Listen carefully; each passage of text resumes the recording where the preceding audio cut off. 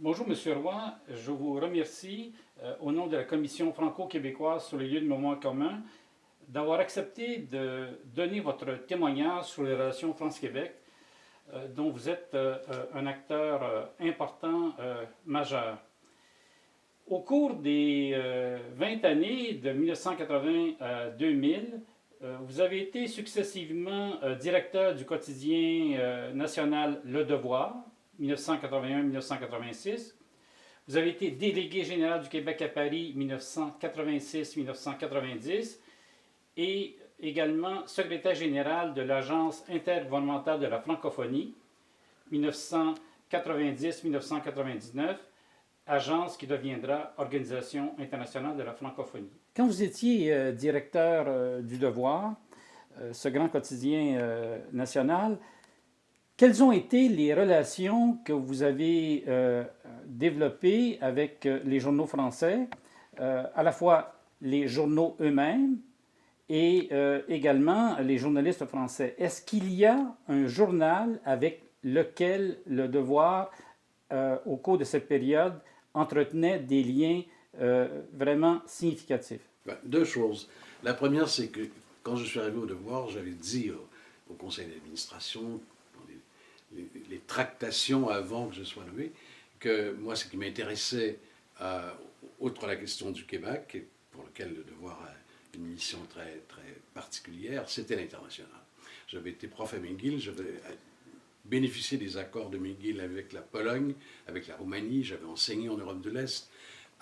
Les questions internationales m'intéressaient. Et dans ça, évidemment, la France. Dans les relations avec le reste du monde, la France et l'Afrique. Et dans les pages du Devoir, quand je suis arrivé en février 81, les gens ont vu tout de suite qu'il y aurait une place importante à l'international. Lise Bissonnette, que j'ai nommée rédactrice en chef, est venue, Lise pourra vous le dire, elle est venue parce qu'elle me disait enfin, on va parler autrement du monde dans le journal, et ça l'intéressait beaucoup. Avec la France, on a fait des ententes avec le journal Le Monde et avec son directeur Fontaine, André Fontaine, que je connaissais, que j'ai revu à quelques reprises.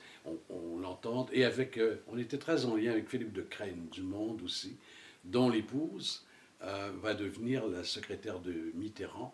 Et pendant tout le temps où j'ai été à Paris, parce que je les connaissais depuis le Devoir, que j'étais allé chez eux, qu'ils étaient venus chez moi à Montréal, tout ça, Paulette de Crène et Philippe de Crène sont devenus des amis. Ça m'a permis d'avoir toutes sortes de passages, y compris à l'Élysée. Donc c'est avec le journal Le Monde. L'entente, c'était qu'on pouvait publier sans limite les chroniques du Monde, les textes d'information aussi, ce qu'on ne se gênait pas de faire.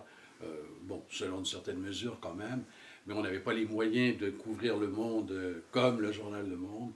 Et on a renouvelé cette entente, je pense, c'est une entente sur 2 ans, 2 ou 3 fois, au moment où j'étais là. Et je m'intéressais beaucoup à la politique française. Moi, alors, page éditoriale sur la rénovation du système éducatif français. Chevènement était ministre de l'Éducation à l'époque. J'ai beaucoup commenté ça. La prise de pouvoir, évidemment, de François Mitterrand. C'était les socialistes qui prenaient le pouvoir en France pour la première fois, 5e République, avec tous les projets. J'ai suivi Langue aussi, qui m'intéressait beaucoup, la politique culturelle de la France, et l'impulsion, qui avait surpris d'ailleurs beaucoup de monde à l'époque, de la France en direction de l'Europe. Ça, c'était Delors, évidemment, beaucoup Jacques Delors, avec comment je dirais, un intérêt aussi pour l'autre famille politique, qui était évidemment le Jacques Chirac, que je connaissais parce que j'avais été à travers des associations de journalistes à l'Hôtel de Ville de Paris à quelques reprises au moment où j'étais au Devoir. Et je pensais, comme beaucoup de gens, c'était pas très original, que Chirac avait un destin, qu'on allait l'avoir à l'œil pendant longtemps, qu'il serait dans le décor pendant longtemps et qu'il était important pour nous, pour le Québec. Vous avez fait allusion à l'importance de la démarche française vis-à-vis l'Europe, la construction européenne au début des années 80. Est-ce qu'à l'époque, vous pouviez en tirer, sinon des leçons, du moins des éléments de réflexion par rapport à la situation du Québec au sein du Canada et même dans l'ensemble nord-américain? plus largement? Moi, quand je suis arrivé à Paris comme délégué général, la grande affaire, c'était Schengen. On préparait à distance Lisbonne, les grandes conférences qui vont établir l'Europe telle qu'elle est maintenant, avec ses limites, mais quand même telle qu'elle est maintenant. La monnaie européenne, notamment, c'était pas rien. Et la circulation des personnes. On consacrait, avant ça c'est les principes, on consacrait dans la politique réelle. Et la monnaie, j'ai vu apparaître l'euro, c'est quand même énorme. Et à ce moment-là, on négociait le traité de libre-échange avec les États-Unis. Alors, moi, j'ai passé des heures et des heures à répondre à toutes sortes de questions à des commissions de l'Assemblée nationale française, à des hommes et des femmes politiques aussi, et au président de la République. Qu'est-ce que c'est que cette affaire du libre-échange? Comment se fait-il que le Québec appuie, tout le Québec de Bernard Landry, mais le Québec de Robert Bourassa, que tout le Québec appuie, alors qu'apparemment dans d'autres régions du Canada, l'Ontario par exemple, il y a des blocages, et vous êtes en arrière de cette affaire. Bon, il fallait expliquer ça. Et c'est ce qui a expliqué, on y reviendra peut-être, c'est ce qui explique aussi l'intérêt, parce qu'il y a beaucoup d'affectifs, mais il y a d'abord des intérêts. L'intérêt du président Mitterrand pour ses conversations avec Bourassa parlait vraiment de la construction des ensembles économiques. Et les Européens s'intéressaient à ça, et on essayait de leur vendre l'accès au grand marché nord-américain à travers nous, à travers le Québec, s'installer ici, et puis à partir d'ici, avoir accès à ce grand marché solvable. Et à l'inverse, eux, ils étaient en train de faire l'Europe, et ça nous intéressait évidemment beaucoup. Comment on va pouvoir se situer dans ça. Parce que très vite, quand je suis arrivé à Paris, j'ai réalisé très très rapidement qu'il n'y avait à peu près pas d'entente qu'on pouvait faire avec la France qui n'avait pas une connotation européenne. Pas un règlement européen qui est en cause, une directive européenne qui est en cause, et qu'il fallait en tenir compte. Il fallait que nos partenaires français aient le sentiment qu'on comprenait leur situation de la France maintenant dans l'ensemble européen. Donc, vous avez non seulement fait des réflexions sur ces sujets, vous avez non seulement écrit sur ces questions, mais vous êtes donc également intervenu au sein de plusieurs assemblées françaises pour y répondre à des questions concernant le libre-échange ou l'intégration nord-américaine. Et ça vous a permis également de poursuivre vos observations, vos analyses pour la construction européenne. Si nous pouvions revenir rapidement sur la question de la francophonie maintenant. Parce qu'au début des années 1980, il y avait un blocage assez majeur parce que à ce moment-là, le gouvernement fédéral canadien n'était pas d'accord avec les solutions qui étaient proposées pour permettre la présence du Québec, notamment au sommet de la francophonie qui était en train d'être concocté. Il y a eu plusieurs protagonistes très importants pour trouver une solution en permettant l'accès du Québec au sommet de la francophonie. Il y a eu M. Robert Bourassa, il y a eu le premier ministre Brian Mulroney, il y a eu également Pierre-Marc Johnson, également Premier ministre. Alors, à votre avis, qu'est-ce qui a permis de dénouer l'impasse? Parce que plusieurs premiers ministres sont intervenus. Je les renomme à nouveau. Robert Bourassa, Brian Mulroney, Pierre-Marc Johnson. Donc, la question... Comment le nœud gordien a-t-il été dénoué pour permettre l'accès du Québec à la francophonie? Tout ça commence à Moscou. Il y a des funérailles de présidents de l'Union soviétique. Mitterrand est là, Mulroney est là, et Mitterrand dit à Mulroney, je veux réunir les chefs d'État et de gouvernement des pays francophones. Comme vous le faites au Commonwealth, il faut faire la même chose, et je vais faire ça en 86, l'année prochaine. Mulroney dit, je crois que je peux m'entendre avec le gouvernement du Québec, laissez-moi négocier avec eux. La négociation s'est faite entre Pierre-Marc Johnson, Louis Baudouin, qui assistait le premier ministre Johnson à l'époque, et M. Mulroney. Et ils ont trouvé la formule de gouvernement participant, États membres et gouvernement participant, qui est une formule très correcte.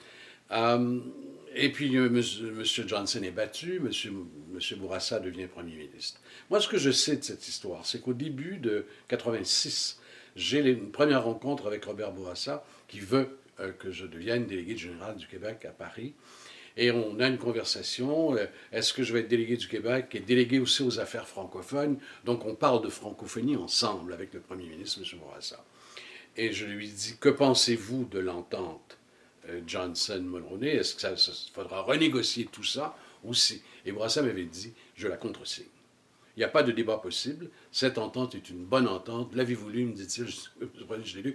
Il dit, moi aussi, je l'ai lu. C'est une bonne entente. Et je vais vous dire, j'ai beaucoup aimé ce moment-là. Parce qu'il me semble que quand on est le Québec, dans le contexte nord-américain, il y a un certain nombre de questions sur lesquelles les Québécois, à haut niveau, Premier ministre Johnson, Premier ministre Bourassa, doivent s'entendre entre eux plutôt que se déchirer sur la place publique. Négocier. Cette fois-là, il n'y a pas eu besoin d'une grande négociation. La formule qui avait été retenue par Johnson, le Premier ministre Johnson, faisait l'affaire du Premier ministre Bourassa. Quelque temps à peine après le dénouement de cette question et l'entente sur la participation du Québec au sommet de la francophonie, le premier ministre fédéral, Brian Mulroney, nomme Lucien Bouchard ambassadeur du Canada à Paris. Quel a été, votre avis, l'importance et surtout la portée de cette décision du premier ministre Mulroney? J'étais toujours au devoir. C'est la dernière année où j'étais au devoir quand Lucien Bouchard a été nommé ambassadeur à Paris. Il y a eu un tollé quasiment raciste dans le reste du Canada sur la nomination de Lucien Bouchard comme ambassadeur à Paris. À Toronto, à Winnipeg, à Vancouver, on a vraiment vu les vannes s'ouvrir contre ce séparatiste qui allait représenter le Canada, etc., etc. Et au devoir, on l'a beaucoup défendu. Et on l'a défendu d'une façon très particulière. On l'a invité et on a fait avec lui ce qu'on a fait très rarement quand j'étais là, presque 2 pages d'entretien. Qui était-il? Qu'est-ce qu'il voulait faire à Paris? Pourquoi il avait accepté ce poste? Comment il réagissait face au bruit terrible, un peu volcanique qui était venu du reste du Canada? Et ça nous permettait, évidemment, les réponses de Lucien, on les imagine, de Lucien Bouchard, on les imagine, ça nous permettait en éditorial de revenir en disant « Arrêtez, vous dites n'importe quoi. D'abord, pouvez-vous au moins l'entendre? Pouvez-vous au moins l'entendre, etc. » C'est un grand signal aussi pour les Français, parce que tout le monde savait que Lucien Bouchard, c'était l'ami intime de Mulroney. C'était le collègue de faculté de droit. C'était celui qui avait rédigé les principaux discours sur l'unité nationale canadienne dont le premier ministre Mulroney se faisait à ce moment-là le chantre. On savait qu'il avait l'oreille du premier ministre et il le nomme, plutôt qu'à un poste important dans le cabinet fédéral, il le nomme ambassadeur à Paris. C'est un très grand signal pour les Français. C'est un très grand signal pour les Français, mais est-ce que vous êtes en mesure maintenant de mieux évaluer la réaction qu'il y a eu à Toronto, dans l'Ouest, en Colombie-Britannique, concernant la nomination de Lucien Bouchard? Est-ce que c'était uniquement la dimension de Lucien Bouchard, séparatiste, selon les thèmes employés, ou est-ce que c'était une incompréhension des relations entre le Canada et la France, puis entre le Québec et la France? C'était certainement une incompréhension D'abord, le premier ministre Mulroney avait une forte majorité. Il était élu en septembre 1984 avec la plus grande majorité de l'histoire du Canada. Donc il y avait des amis politiques à travers tout ce pays-là. Et tout à coup, la presse lui rentre dedans sur une nomination. Il y a quelque chose que le besoin de réconciliation avec le Québec, je parle comme M. Mulroney, n'est pas compris manifestement dans le reste du Canada. Le besoin de donner un signal fort, la nomination de Lucien Bouchard étant un signal fort, n'était pas compris du reste du Canada. D'ailleurs, on a vu les tentatives constitutionnelles de M. Mulroney échouer les unes après les autres. Il y avait un refus très profond. Et ce qui s'est passé au moment de la nomination de Lucien Bouchard aurait dû nous faire comprendre qu'on n'irait pas loin avec un projet de révision constitutionnelle. Il y avait un blocage. Dans les esprits, il y avait quelque chose de définitif. Nous n'allons pas, en tout cas pas à ce moment-là, dans cette période-là, ouvrir une négociation avec le Québec, même si c'est dans l'honneur et la dignité, comme disait M. Mulroney à l'époque.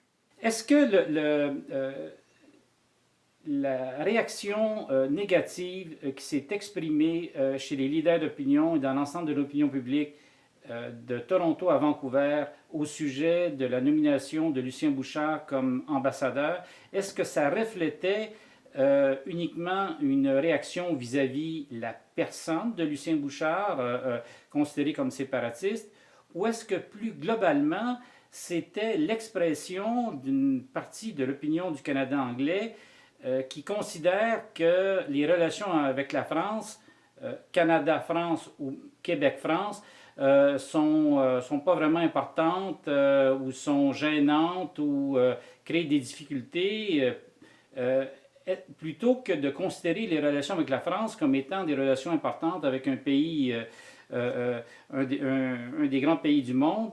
La perception que beaucoup de gens ont, c'est que ça dépasse la personne de Lucien Bouchard, que c'est plus profond, c'est vraiment la relation avec la France. Mais écoutez, les Canadiens anglais, pour utiliser un terme de plus en plus absurde, parce que une majorité maintenant presque d'entre eux vient d'Asie et vient d'ailleurs, sont comme nous. Ils ne pensent pas tous la même chose en même temps. Et il y avait donc au Canada anglais une réaction très forte dans les médias. Mais il y avait des appuis aussi à la nomination de Lucien au Canada anglais. Le ministre des Affaires étrangères était Joe Clark et avait accepté, avait accepté la nomination de Lucien. Dans le gouvernement de l'Ontario, que Lucien Bouchard va retrouver longtemps après, quand il va devenir premier ministre du Québec, et avec lequel il va avoir une très bonne relation. Le gouvernement de Bouchard et les gouvernements de l'Ontario, même de droite, ont une très bonne relation. Des gens aussi, à ce moment-là, ont dit, mais qu'est-ce que c'est que ce tapage? Mais il y avait eu un vrai tapage, il ne faut pas se tromper. Je crois que la relation du Canada avec la France, si on s'installe carrément au niveau de l'État fédéral canadien, les gens se rendent compte qu'elle a une très grande importance. Sur un certain nombre de questions vraiment centrales dans le jeu des relations internationales, le Canada et la France ont été très largement ensemble, ne serait-ce que la guerre en Irak, longtemps après, mais aussi sur les équilibres entre le développement économique et le développement social, sur le besoin de tenir un peu à l'occasion à distance les États-Unis. On l'a bien vu dans le cas de la guerre en Irak. Et puis, le Canada apporte à la France, au G7 à l'époque, mais à la Banque mondiale, mais au FMI, une autre parole nord-américaine que celle qu'ils entendent de Washington, et quelquefois même en français, avec Mulroney et avec les premiers ministres du Canada. Maintenant, la relation avec la France ailleurs au Canada, c'est une relation d'intérêt. Y a-t-il des investisseurs français en Saskatchewan, comme c'est le cas en ce moment? Si c'est oui, le gouvernement de la Saskatchewan va être un peu plus sympathique, mais c'est une affaire de relations. Ce n'est pas une affaire d'analyse politique, comme pour nous. D'accord. Concernant le gouvernement du premier ministre Brian Mulroney, une des premières visites officielles, c'est celle du premier ministre Fabius. Est-ce que, du premier ministre français Fabius, est-ce que c'est pour vous une étape importante des relations du gouvernement fédéral canadien d'alors et du gouvernement français d'alors également? Est-ce que c'est une étape importante des liens qui vont se développer avec le gouvernement fédéral canadien et le gouvernement français? C'est une visite extrêmement intéressante. D'abord, ce jeune homme, il a 36 ans, et Premier ministre de France, ce n'est pas rien, c'est une star, c'est une vedette. Il vient d'être nommé Premier ministre de France. Mitterrand a fait un choix audacieux dans ce monde où les gens font des longues carrières et son Premier ministre à 50, 60 ans. Voilà qu'à 36 ans, il est Premier ministre, il y a une très belle femme, il vient avec elle. Toute la presse, tous les Paris Match de ce monde suivent le Premier ministre Fabius à l'époque. D'autant qu'il a fait des déclarations au moment de sa nomination très engageantes sur le développement social, sur la place de la France dans les valeurs mondiales, etc. Et il arrive à Ottawa, visite donc alternée avec Québec, mais ça passe, il commence sa visite à Ottawa. Il est reçu par le Premier ministre Mulroney, qui vient lui aussi d'être élu un peu plus longtemps, 15 mois avant, Je répète que Fabius vient de prendre sa fonction. C'est deux vedettes politiques nouvelles, deux jeunes, plus ou moins. Mulroney a mis fin à 20 ans de règne libéral au Canada, ce n'est pas rien. L'autre arrive dans la foulée de l'élection de Mitterrand.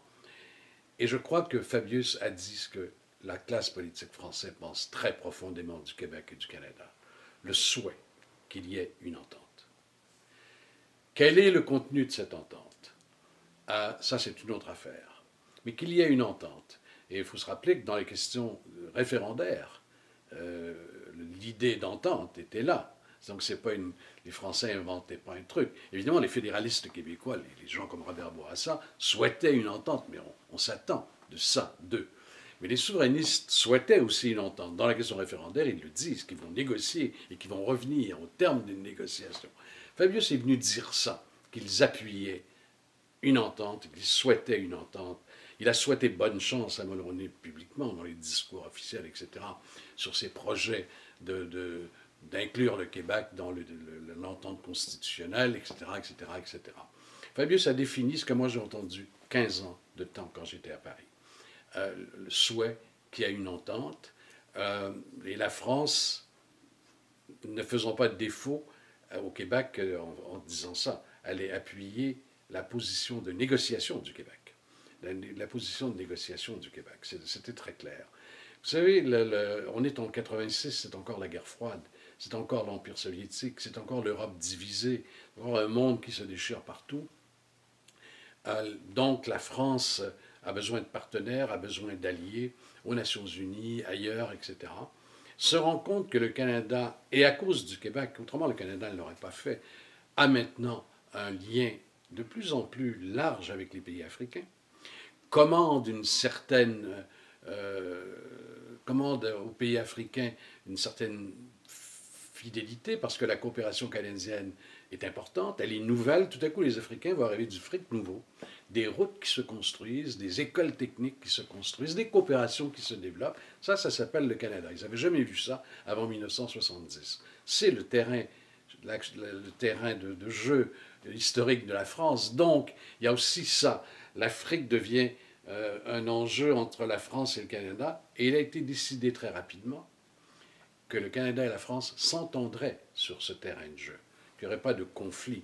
Il y a des hommes français politiques qui ont toujours une espèce de méfiance, y compris du Québec, disant qu'est-ce qu'ils viennent faire en Afrique, ces gens-là, mais sur le fond, vraiment sur le fond, entre le Canada fédéral, le ministère de la coopération, l'ACDI à l'époque, le ministère des Affaires étrangères et les équivalents français, il y avait une entente de fond d'un travail convergent. En 1986, vous êtes nommé délégué général du Québec à Paris et vous y serez jusqu'en 1990. Est-ce qu'il est possible de nous dévoiler les instructions que vous avez reçues quand vous avez été nommé?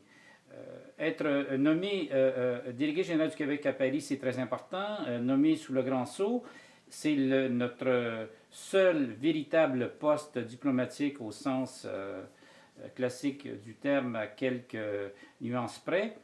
Les relations du Québec avec la France, tout le monde le sait, sont extrêmement importantes. Donc, est-ce que vous aviez un ordre de mission, des instructions particulières au début de votre mandat quand vous avez été nommé à Paris? Oui, c'était très clair. D'abord, j'étais délégué du Québec à Paris, j'étais délégué aux affaires multilatérales francophones. Je représentais le Québec face au gouvernement français, mais aussi face à tous les gouvernements de la francophonie. Et je suis arrivé à Paris le 2 février. C'est facile à retenir, c'est la date de mon anniversaire. Et le 12 février, il y avait le premier sommet de la francophonie. Donc on ne s'amuse pas. J'arrive à Paris, 72 heures après, le Premier ministre du Québec arrive avec 5 ministres. Et là, j'ai des instructions très claires, ça ne peut pas être plus clair que ça, que le Premier ministre du Québec devait occuper toute sa place au sommet de la francophonie, m'assurer de ça, que le deuxième sommet soit à Québec et que le Québec puisse, au sommet de Versailles, qui est tout le premier sommet, avoir une fonction. Et on s'est battu pour que le Québec soit rapporteur, et il a été rapporteur du sommet, ce qui n'était pas rien. À la fin du sommet, première fois que ces chefs d'État se rencontrent, le Premier ministre du Québec a lu le rapport a répondu aux questions des chefs d'État, etc., etc. Et on le doit, pas à Jean-Louis Roy, je venais d'arriver, on le doit à Claude Roquet, qui avait fait un travail exceptionnel. On le doit à Clément Duhem, et les deux d'ailleurs qui étaient à ce moment-là. Il n'y avait pas de délégué général. Madame Baudouin avait quitté pour devenir ministre, et en décembre, le gouvernement avait été battu. Il y a eu 6 mois de vide là. Mais ceux qui représentaient le Québec aux tables de négociation, qui ont négocié ces ententes que je devais protéger, c'est Claude Roquet et puis Clément Duhem, avec lesquels, dans les deux cas, j'ai eu un immense plaisir à travailler. Voilà deux très grands professionnels de la diplomatie québécoise. Premièrement, j'aimerais que vous puissiez nous rappeler ce qu'était la cohabitation au sein du gouvernement français à cette époque. Il est possible que certains d'entre nous l'ayons un peu oublié. Deuxièmement, comme délégué général du Québec, donc représentant le gouvernement du Québec avec des instructions qui vous ont été données par le premier ministre, comment avez-vous représenté le Québec auprès des instances supérieures de l'État français dans le contexte de la cohabitation? La cohabitation, c'est François Mitterrand, président de la France, et Jacques Chirac, Premier ministre de France. Alors, le lundi matin à 10h, tu as rendez-vous à Matignon avec le Premier ministre de France, qui t'accueille. Bon, Chirac, il t'accueille avec plus d'amitié que tu en souhaites, même si tu en souhaites beaucoup. Ça se traduit par des choses comme, à la fin d'un entretien, tu dis au Premier ministre, le Premier ministre, on a abordé 4 ou 5 sujets. Est-ce qu'il y a des sujets que vous voulez qu'on garde entre nous, parce que la presse québécoise est là. La presse québécoise est là, cher ami, mais je vais avec vous. Et il descend les escaliers, arrive en bas, et là, dit aux gens, j'ai été tellement heureux d'accueillir mon ami Roy, vous savez, nous sommes des amis, c'est la première fois de ma vie que je le vois, nous sommes des amis. Et je connais votre Premier ministre, vous savez les liens qui me lient à Robert. L'Élysée sait immédiatement qu'il y a une familiarité entre le nouveau délégué du Québec à Paris et le président de la France, le Premier ministre, qui n'hésite pas à évoquer son amitié avec le Premier ministre du Québec. Le mardi matin, je caricature un peu, tu es à l'Élysée, tu ne fais pas ce même jeu-là avec François Mitterrand. C'est tout à fait autre chose. C'est tout à fait autre chose. Mais il faut quand même que tu trouves les mots et que tu trouves les sujets aussi qui vont lier le président français au Québec d'une autre manière. Et avec Mitterrand, évidemment, c'était l'histoire. C'était le premier qui m'a accueilli, il m'a dit, nous, ça fait 3 ans qu'on se connaît, je siégeais au conseil qu'il présidait, donc 2 fois par année, j'allais à l'Élysée, j'étais au devoir, j'allais à Paris 2 ou 3 jours. Nous, on se connaît, mais vous m'avez jamais dit que vous êtes un historien.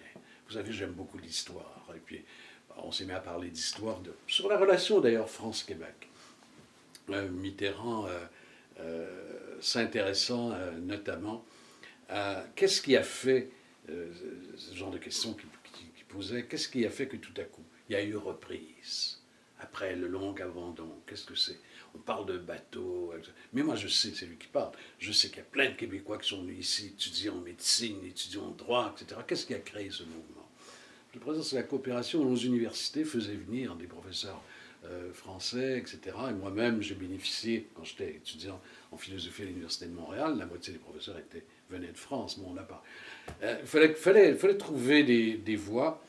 Et c'est sûr qu'ils étaient en guerre, hein, ils utilisaient tout ce qu'ils pouvaient utiliser, y compris Jean-Louis Roy, peu importe qui aurait été délégué. Je donne un exemple, la guerre de la Morue, qui était un gros dossier entre la France et le Canada à l'époque.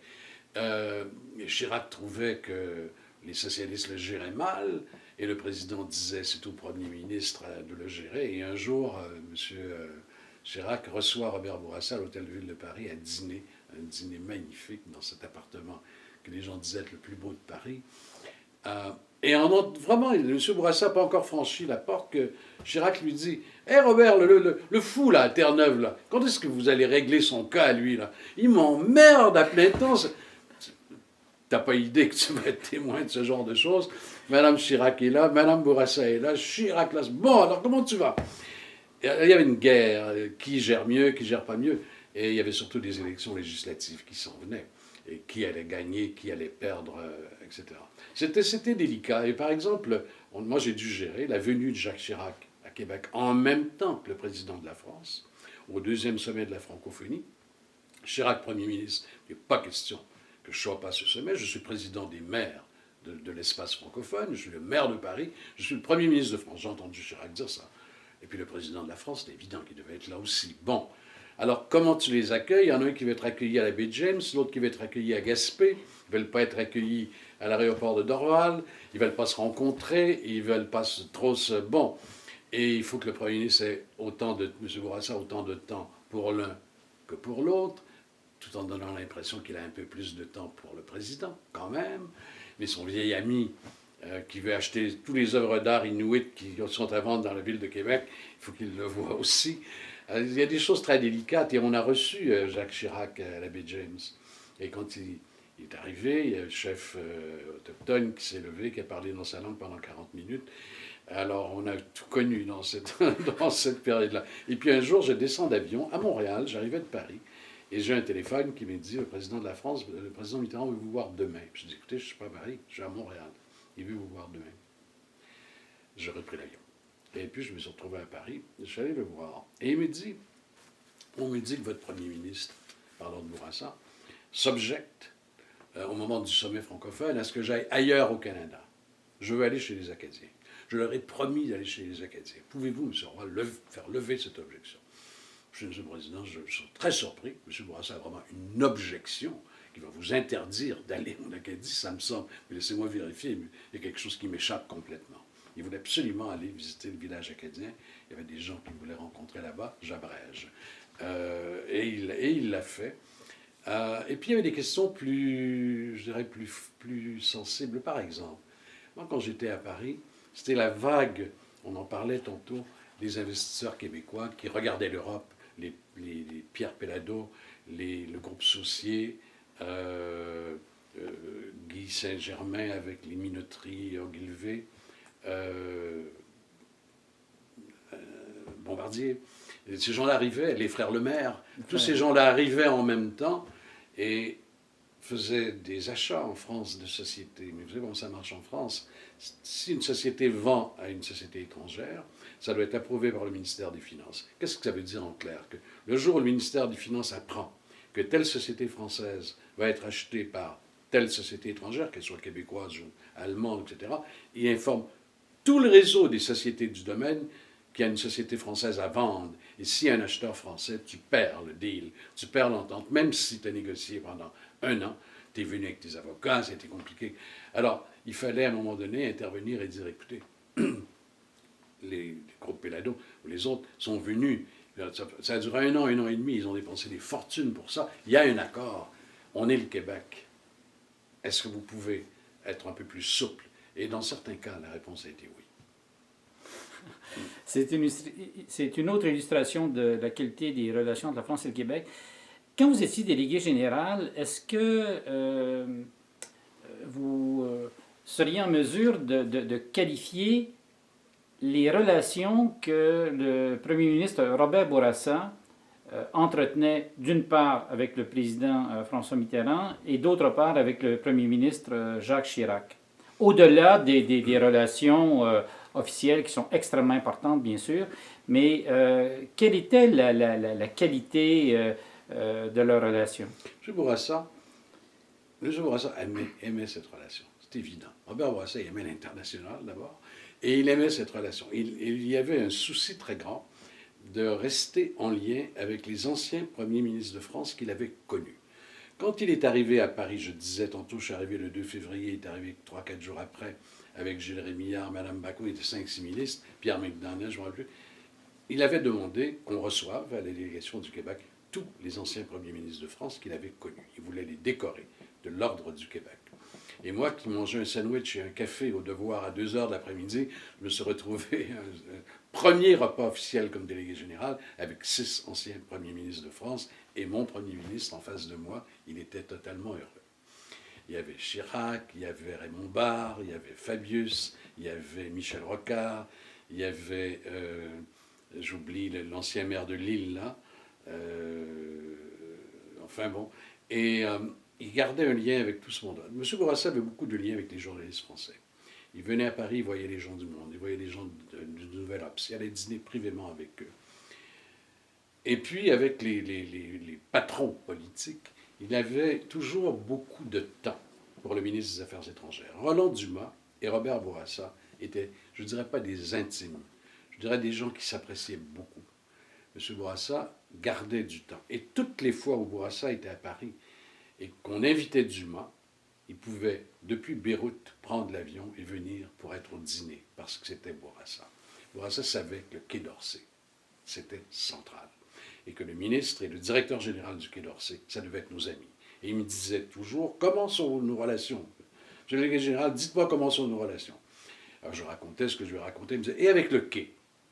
Et avec le Quai, presque à toutes les fois qu'il venait à Paris, etc. Avec Chirac, c'était Chirac. Je veux dire, Chirac, il embrasse large, il a des amis. On peut nommer la liste des êtres humains sur la Terre qui ne sont pas ses amis. Il était ami avec tout le monde, à peu près. Mais il y avait une relation avec M. Bourassa. Ils avaient été premiers ministres ensemble dans les années 70 et ils se retrouvent plus tard, dans les années 80, encore premiers ministres. Bon. Et puis les relations France-Québec, et puis les affaires de mer, Jean Pelletier à Québec, Jean Drapeau à Montréal, il y avait tout ça. Il y avait donc une espèce de facilité de contact avec M. Chirac, et c'était toute la famille Bourassa. Contrairement avec Mitterrand, on en parlera tout de suite. Madame Chirac, les enfants Chirac étaient en lien avec la famille Chirac.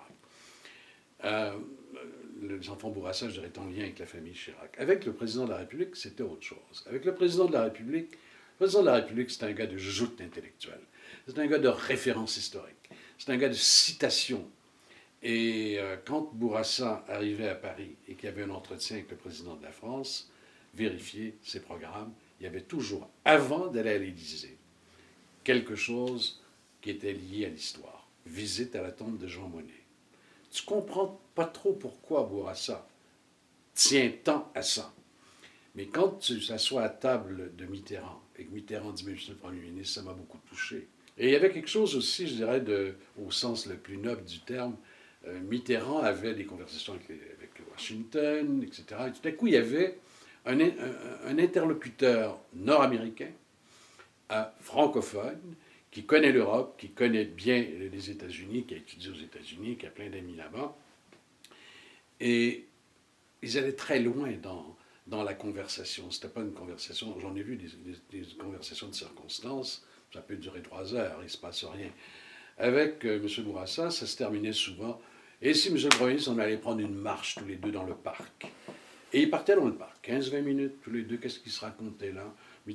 Bourassa me disait, je montais dans la voiture du Premier ministre avec lui, après, vous avez eu une bonne conversation? Jean-Louis, vous n'allez pas me faire parler. J'ai eu une très bonne conversation. Il y avait un lien et c'était très drôle. Le président de la France, Bourassa, pas se moquait, mais l'imitait, disait toujours « Monsieur le Premier ministre ». Il y avait beaucoup d'emphase dans l'expression. Toutes les fois où Bourassa est venu à Paris, il a rencontré Mitterrand. Il n'y a pas une seule fois au moment où j'étais là. Toutes les fois, il y a eu des sommets francophones. Ils se sont vus en bilatéral. Et je crois que ce n'était pas simplement une rencontre de circonstances, rencontre diplomatique, mais ils étaient contents de se retrouver. Ils apprenaient de l'un et de l'autre des choses qui leur importaient. Vous avez parlé, il y a quelques secondes à peine, des relations politiques entre le Québec et la France, des relations entre les premiers ministres et également le premier ministre québécois avec le président français. Vous avez parlé des questions économiques, des investissements québécois importants à ce moment-là, au cours de cette période. Est-ce qu'il y a d'autres grands dossiers sur d'autres sujets, par exemple des dossiers culturels ou des dossiers reliés à l'ensemble des questions sociales ou à l'éducation ou à l'université qui, durant votre mandat à Paris, ont eu un développement significatif? Il y avait de la part des parlementaires français, beaucoup de parlementaires français nous connaissent bien, nous connaissaient bien à l'époque, et je pense que c'est la même chose aujourd'hui. Parlementaires comprenant évidemment les sénateurs aussi. Et sur toutes les questions de financement des partis politiques, sur toutes les questions de double mandat, toutes les questions de la vie parlementaire, de la responsabilité des parlementaires, la pratique québécoise les intéressait vraiment beaucoup. Certaines politiques sociales aussi, les CLSC.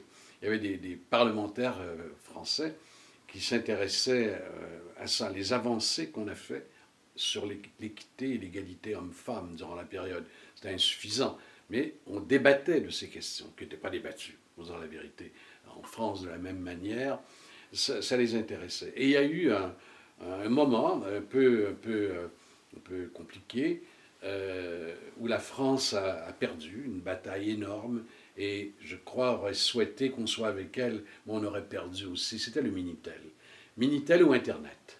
Les Français avaient créé un système, n'ont pas réussi à le répandre, ils ont essayé, ils n'ont pas réussi. C'est arrivé Internet et ils nous ont trouvés très enthousiastes sur Internet. D'abord, ils croyaient qu'on pouvait utiliser Internet en anglais. On disait non, c'est aussi... Bon. Alors, il y a eu un moment là un moment de flottement. Et puis, il y a eu, au moment où j'étais là, tout le très grand volet culturel. D'abord, je me suis battu pour que le gouvernement de l'époque pensait fermer le centre culturel. Et on doit à Lise Bacon d'avoir mis point sur la table au Conseil des ministres et de dire jamais on va fermer le centre culturel à Paris. Il y avait la question de la bibliothèque aussi, de la délégation. Et on a gardé le centre culturel. Et c'était un moment où il s'est passé beaucoup de choses. C'est un moment où Céline Dion, à la délégation du Québec, pour la première fois, a rencontré Michel Drucker. Ensuite, il a soutenu toute sa carrière. C'était le moment où le déclin de l'Empire américain a été présenté sur les Champs-Élysées en première mondiale. C'était un grand moment de la vie culturelle. C'est un moment où Vigneault circulait partout en France. Pauline Julien, avec Anne Sylvestre, faisait des spectacles exceptionnels. La présence culturelle québécoise, qui était déjà là, mais est devenue tout à coup très visible dans les médias, très importante dans les médias. Ça, c'était important, comme est devenu aussi important, il faut se rappeler des débuts de ça, l'Office franco-québécois pour la jeunesse. On a toujours fait référence un petit peu à l'Office franco-allemand, mais l'Office franco-québécois est devenu une affaire beaucoup plus intime, beaucoup plus...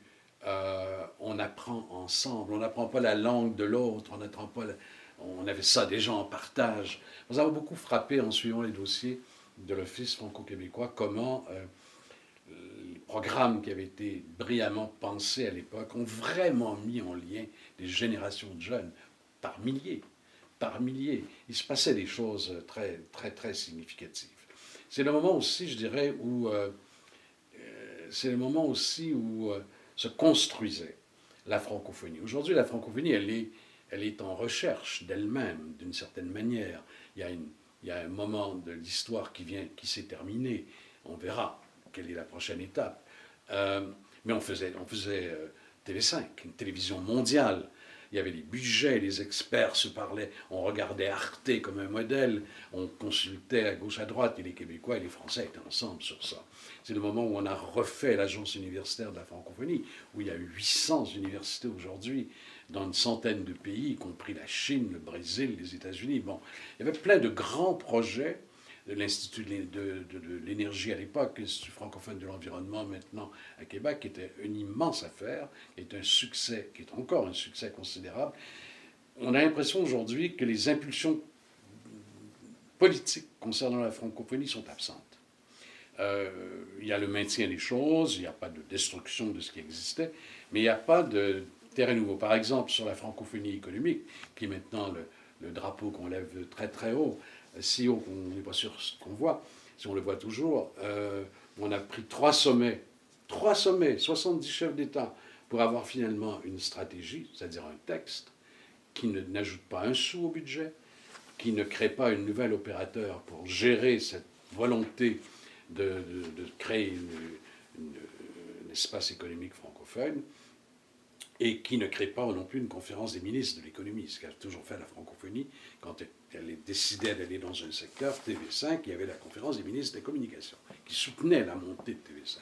Alors, j'espère que les politiques vont revenir. Mais c'est sûr qu'à l'époque, Mitterrand, j'ai vu ça, j'ai vu le président Mitterrand à la table de l'ambassade de France à Dakar, au moment d'un sommet à Dakar, avec M. Bourassa, parlant de la francophonie, disant, Monsieur le Premier ministre, il faut mettre plus d'argent dans l'agence universitaire et nous, on va soutenir votre institut.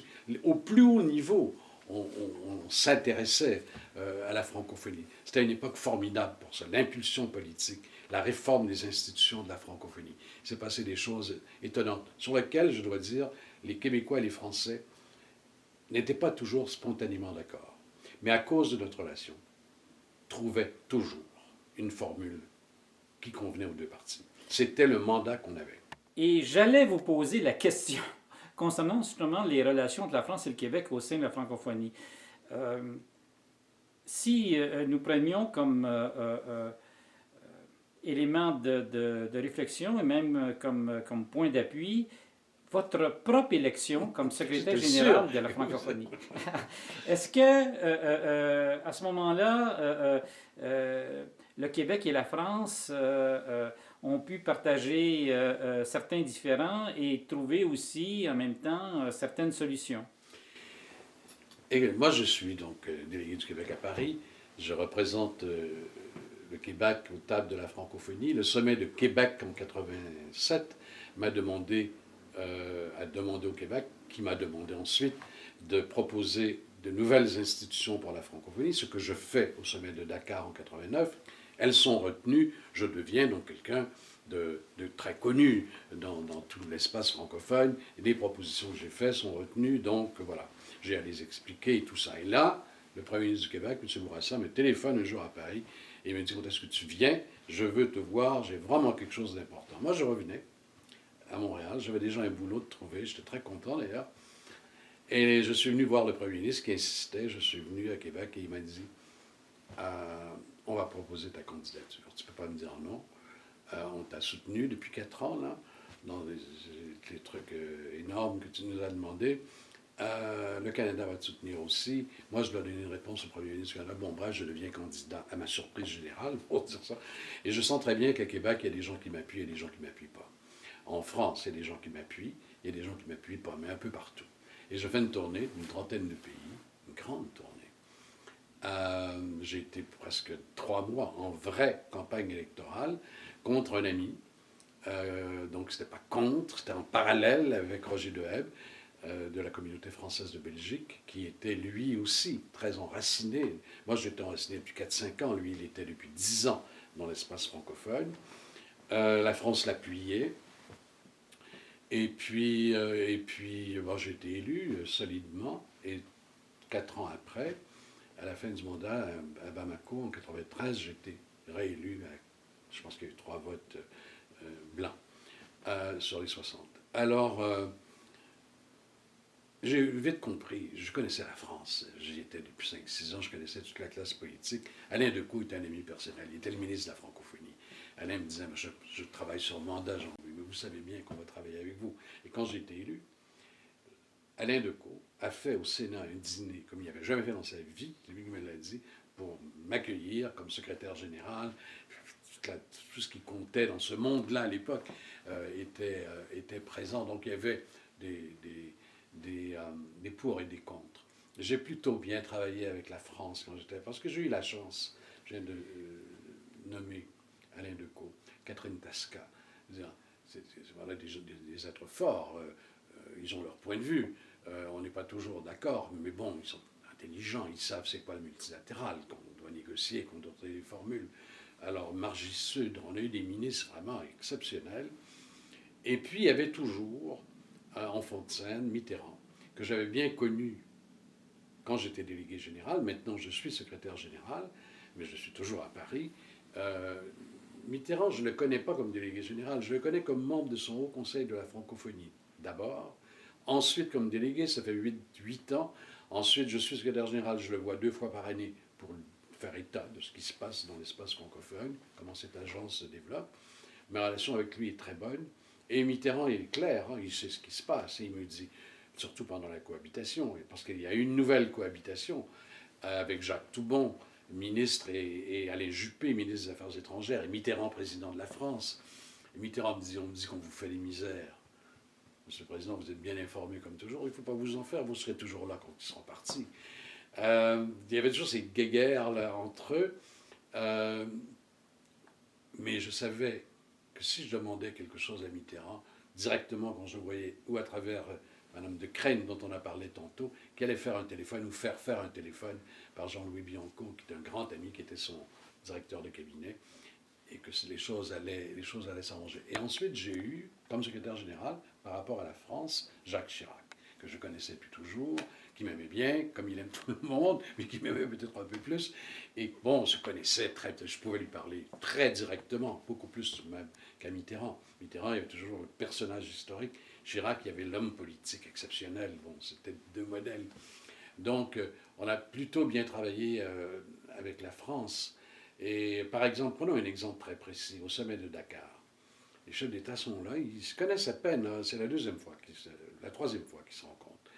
Et là, Boutros Ghali, qui était avant à notre table représentant l'Égypte, qui est secrétaire général des Nations Unies, est venu et a dit, messieurs, mesdames, messieurs, surtout messieurs, il n'y a pas beaucoup de femmes présidents de l'Afrique et présidents même chez nous, il va y avoir une grande conférence sur l'environnement à Rio. Je souhaite que la francophonie soit là. On n'a jamais fait ça. On n'a pas de représentation à New York. Alors les gens me disent, alors mandat du sommet de Dakar qu'on n'aurait jamais pu exécuter sans l'appui de Mitterrand. Mandat du sommet de Dakar, créer des liens avec les Nations Unies, on ouvre donc un bureau à New York, on ouvre un bureau à Genève, la francophonie, on crée une conférence des ministres de l'Environnement qui se réunit à Tunis. Qu'est-ce qu'on va dire ensemble? On se rend compte que toute la préparation qui était faite par un Canadien était en anglais, on va gueuler pour qu'il y ait aussi les autres langues, mais aussi des contenus. Par exemple, il n'y avait rien sur la désertification, une dizaine de pays africains membres de la francophonie, et le problème A1 de l'environnemental. Donc on gagne, il va y avoir une convention finalement sur... Et Mitterrand a toujours suivi ça, et a toujours souhaité qu'on réussisse la concertation francophone. Pour ça. Mais l'année d'après, Boutros convoque sa conférence de Copenhague sur le développement social, ensuite le Caire sur la démographie, ensuite les droits de l'homme à Vienne, et ensuite les droits de l'homme à Vienne, et ensuite la question des droits des femmes à Beijing, et en 80, on est rendu les dates, après Beijing sur les femmes, c'est la conférence d'Istanbul sur les villes du 21e siècle. Et on y va concerter. Et ça, on n'aurait pas pu le réussir sans l'appui politique de la France, sans l'appui politique et économique de la France. Mitterrand comprenait ça. Et Brice Lalonde, qui était le ministre de l'Environnement, recevait des directives très claires de soutenir la francophonie, qu'on allait le soutenir, mais qu'il fallait qu'il nous soutienne aussi. C'était un moment merveilleux, un moment exceptionnel, ça. Si vous le permettez, comme dernier sujet, dernière question, j'aimerais... On peut prendre une pause juste 2 secondes. J'ai aucune idée de ce qui se passe. Mon téléphone cellulaire m'a fait des bugs. Mon non, ça, on peut zéro, attendre quelques secondes. Non, mais je vais poser une question. Tu as parlé de la francophonie, tu viens de parler de la francophonie. Concernant la langue française, la France, nous et la francophonie. Parce que quand j'étais en poste à Paris, je dois dire que j'ai eu le choc de ma vie. C'est un choc assez profond d'ailleurs parce que je pourrais raconter 1000 anecdotes qui m'ont totalement renversé. Tu connais la situation aussi bien que moi. Je pense que c'est une question qu'on ne peut pas éluder, même si pour plusieurs Français, ce n'est même pas un sujet de discussion, mais je pense qu'il faut l'aborder, il faut l'évoquer, à mon avis, à moins que tu aies non, pas du tout. Une objection. Ça va jusqu'à maintenant? Oui, ça va très bien. Parce que je pense que nous allons terminer, là, ça va faire les quelques 60 minutes. Parce que certains considèrent qu'accorder trop d'importance à la langue, ça peut être limitatif, c'est vrai aussi. Mais en même temps, si on parle de francophonie ou de monde hispanophone, on réfère à des langues. Si on réfère au monde arabe, on fait référence à la langue arabe. Ça ne veut pas dire que dans les pays arabes, il n'y a pas d'autres langues aussi, mais ce qui unit fondamentalement un Marocain, un Irakien ou un Palestinien et un Saoudien, bien qu'ils n'ont pas beaucoup de liens entre les deux, là. Mais c'est l'arabe. La religion... Mais au-delà de la religion, c'est la langue aussi, à mon avis, enfin. Oui? Est-ce qu'on...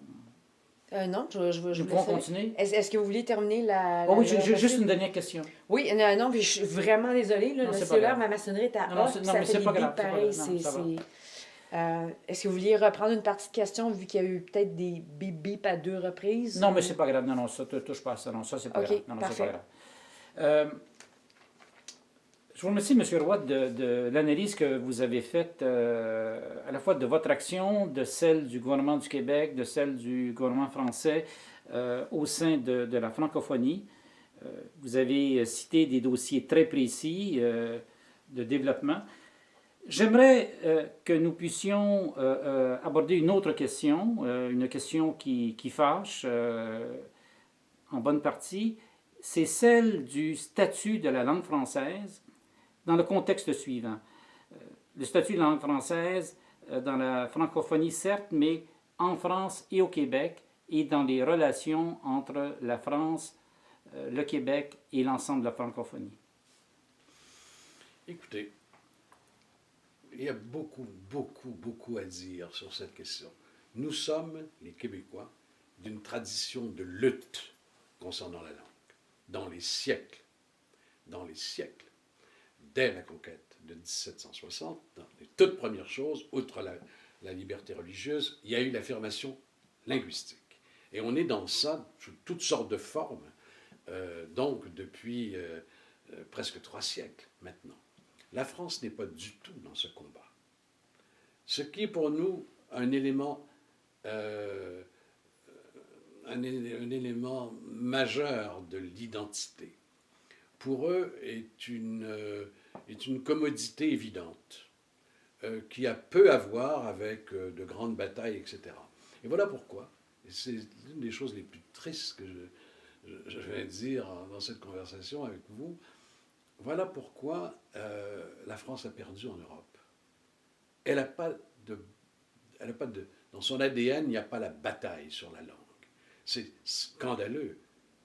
La déperdition absolue à Bruxelles. Il ne reste plus personne à peu près dans les grands cabinets. Il y a une statistique que vient de citer dans les numéros de Jeune Afrique. Tu dis ça, c'est navrant. Ça a donc encore diminué. Tu pensais que tu es rendu au bout. Et ça bon, voilà. Et donc, ils nous regardent un peu comme des extraterrestres à cet égard. Certains nous respectent beaucoup, ceux qui se disent « Oups, il y a peut-être là quelque chose ». D'autres qui se disent « Bon, c'est leur situation nord-américaine, voilà ». Et sur la terminologie et tout ça, tous les efforts qu'on a faits, qui sont énormes, ils nous ont suivis en ne sachant pas trop, je crois, ce que tout cela signifiait. Ça, c'est la première dimension de la langue, dans les 2 grands berceaux où la langue française est langue maternelle. Elle est langue maternelle un peu pour la communauté française de Belgique, mais enfin c'est des petits nombres, et en Suisse c'est la même chose, c'est la France et nous. Dans tout le reste des pays francophones, la langue française est une langue étrangère. Et je pense qu'aujourd'hui elle est perçue de plus en plus comme une langue étrangère. Elle a perdu beaucoup en Europe, je ne crois pas qu'elle gagne en Afrique en ce moment. Et ceux qui nous disent 600 millions de locuteurs de la langue française au milieu du siècle, hein, ça veut dire que tous les enfants d'Afrique qui vont naître vont être scolarisés, alors qu'il y en a à peu près 40% qui ne sont pas aujourd'hui. Comme je ne vois pas comment on va pouvoir gagner ça, à moins qu'il y ait un développement économique, des investissements considérables, et que d'autres langues ne gagneront pas. La langue arabe gagne en Afrique en ce moment, dans des pays comme le Sénégal, très première ligne pour la francophonie, pays de Senghor, pays de Diouf, etc., le français recule. Comment affirmer la langue française dans la majorité des pays africains, on parlera des pays d'Europe de l'Est après, la majorité des pays africains pour lesquels c'est une langue venue de l'extérieur, qui est parlée par une minorité, 15%, 20% au mieux, 25% dans certains cas. Toutes les langues nationales africaines trouvent une vigueur nouvelle à cause d'Internet, elles sont sur Internet.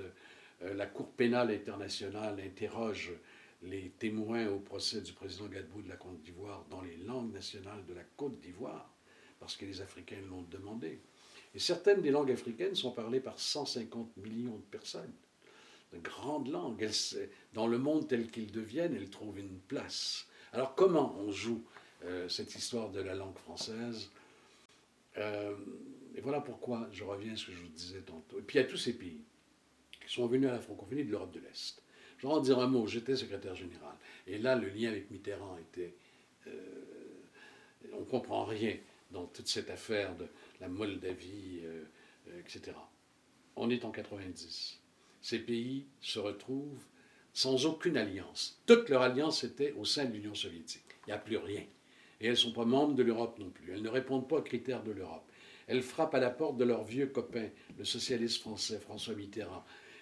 Et ces gens qui frappent à la porte, ils ont fait 10 ans de prison. Mitterrand signait des pétitions pour eux, il est allé leur donner des oranges dans leur prison, etc. Peux-tu faire quelque chose pour nous? Est-ce qu'on peut être quelque part où il y a des concertations sur la démocratie, sur l'état de droit? La francophonie. Ils ont frappé à notre porte. Ça aurait été terrible de leur dire non. Et en même temps, leur dire oui, ça voulait dire qu'on a accepté une dizaine d'États dont le lien à la langue française était quasi absent. Et on a manqué, à l'époque, moi le premier, mais enfin, j'étais des patrons aussi, on a manqué en leur imposant très peu de conditions par rapport à la langue. Ce qui fait que dans la communauté francophone elle-même, la langue française, si on exclut la France, les Belges, les Suisses, nous, il y a un immense travail. Voilà pourquoi dans je disais qu'il faut que les politiques reprennent du collier dans cette affaire et qu'on comprenne que c'est pas parce qu'on a une convention de l'UNESCO sur la diversité culturelle et linguistique qu'on a acquis grand-chose. Cette convention nous permet de changer nos politiques et on ne les a pas changées. Voilà. Alors on est dans cette très grande difficulté, très grande difficulté. Je vous remercie beaucoup, M. Roy, de cet entretien. Je tiens à répéter qu'il est important que la Commission franco-québécoise sur le lieu de mémoire commun puisse bénéficier de témoignages comme celui que vous avez donné et surtout de les conserver et de les diffuser. Alors encore une fois, merci. Ça m'a fait plaisir.